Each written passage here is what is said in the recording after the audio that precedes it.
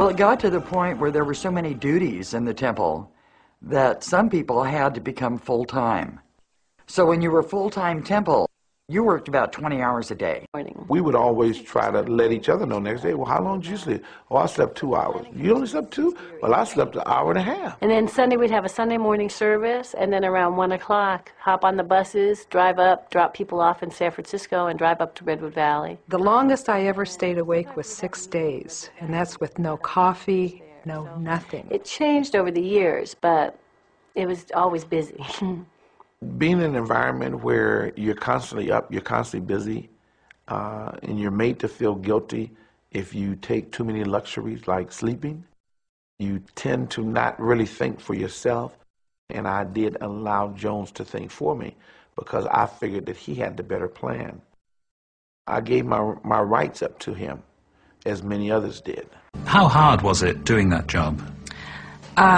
Words don't describe it. I mean, you know, there was 2 to 3 year periods where if I slept at all, it was in an office chair or on a floor or 2 hours in a bed. I very, very rarely saw Mark. As older people joined, it took a year or so, and he'd convinced the people that, you know, he was doing so much in the community, and so why not, rather than just tithe your 20%, why not sell your home, give the money to the church? And that is what people began to do.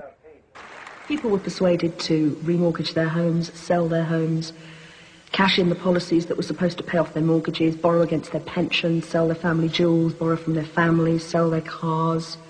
Anything you can possibly imagine that a person could do to raise money, people were persuaded to do to pay into Scientology. We turned our paychecks over every time we got paid. And then we got an allowance, $5 a week. John Buchanan was a Scottish landscape gardener who worked in Germany. He piled up huge debts with several German banks to buy Scientology courses and materials. To escape his debts, he committed suicide. One of the powerful things that Jim used to keep us to not think was that we were never really allowed to speak with one another. I'd look around and I'd say, am I the only one that feels this way? I learned eventually not to say anything to anyone. Because if I just up and left, my family would never speak to me again, my mom, my grandma, my brother. So I wasn't about to do that. If I sided with them and said, go ahead and leave, they wouldn't be able to leave. And I'd be in big trouble. You know, I'd be in ethics. Jones was in the pavilion. At one point, he said, well, of course you can go if you want. But clearly that was not the message.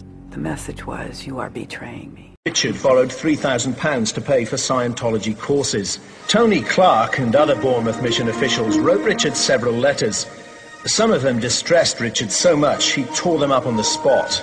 Others warned him of the consequences if he quit Scientology and asked him to come into the mission. They phoned him 4 times a day, 5 times a day, for an hour each time on the phone. And while he was on the phone, he was shaking, he was a bit nervous, obviously frightened of something. Richard was anxious about the fact that he was wanting to leave Scientology, and he was concerned that they were not letting him leave and that they were threatening to print personal information about him. That was what he voiced to me. Much later that night, Richard parked his car by the Clifton Suspension Bridge in Bristol. At 10 minutes to midnight, he jumped to his death. Every night at some point, his voice would come over the loudspeaker and he'd say, I'm sending somebody out tonight.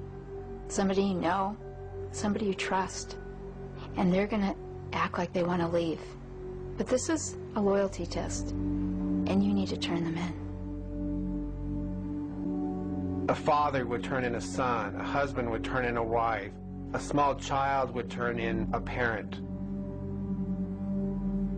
There was no freedom to express to one another what was going on because everything was suspect. The most forbidden thing to express was to leave. He had a real issue with separation. People could not leave him.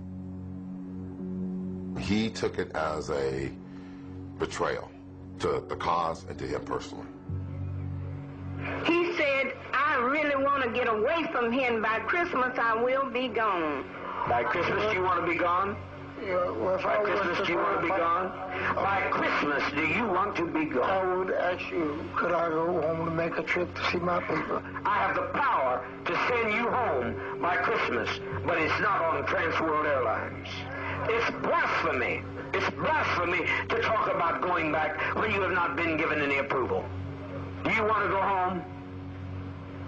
No. Well, then be seated and shut your mouth and don't be in my face anymore. When Mark and Claire met, they were posted to one of the church's most secure Sea Org facilities at Hemut, 2 hours' drive outside Los Angeles. The facility is surrounded by high fences topped with razor wire. What did the church tell you about people who wanted to leave? That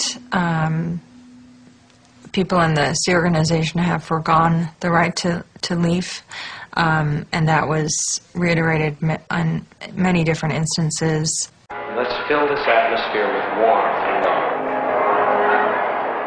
We thought of ourselves as one big family that did handle our own discipline.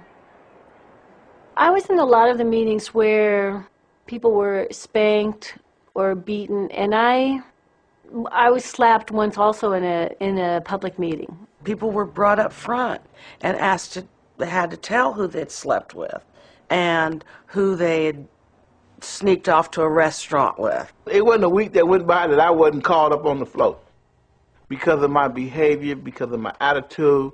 Stanley Clayton, up front center.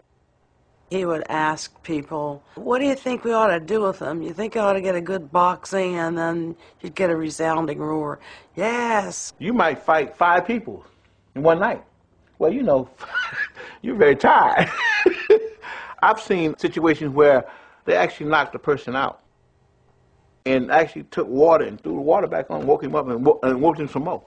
I had welts really bad, and when I went to work the next day, one of my employees noticed the welts when I sat down, and I just broke down and told her. She didn't even know I was People's Temple. And she called the manager of the station up, and they talked to me about leaving. I couldn't say goodbye to my son and my husband, because at that point it was like the Gestapo. The families were turning in each other. If I had said goodbye, one of them would have reported me. In late '03, there was a beating every day. Next thing I knew, I'm being smacked in the face and knocked down on the ground in front of all these people. This is the Pope, you know, knocking me down on the ground. The leader of the church, David Miscavige, had implemented things that had trickled down even to the organization that I was at. David Miscavige was the one leading this whole physical violence kick, and it was him who was beating people up. And if it wasn't him doing it, it was from him inciting others to do it to others. I think that Jim Jones took his group down there because he was afraid to face the publicity and answer the questions here in this country. I don't think that he feels confident having people talk to their relatives. I think the only way he can survive and sustain what he started is to isolate all his followers from this country and from their families. The concerned relatives were the ex-members who wanted other family members still in the church to know they could leave.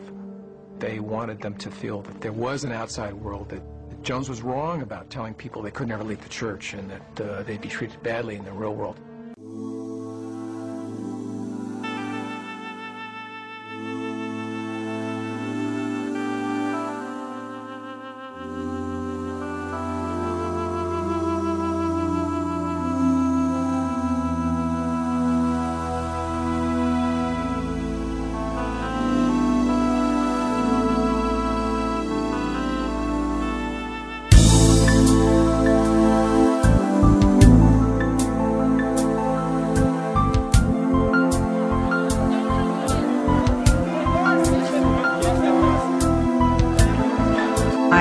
Came to realize that if no one ever has the strength to stand up and say the truth of what went on, then it will only continue and get worse.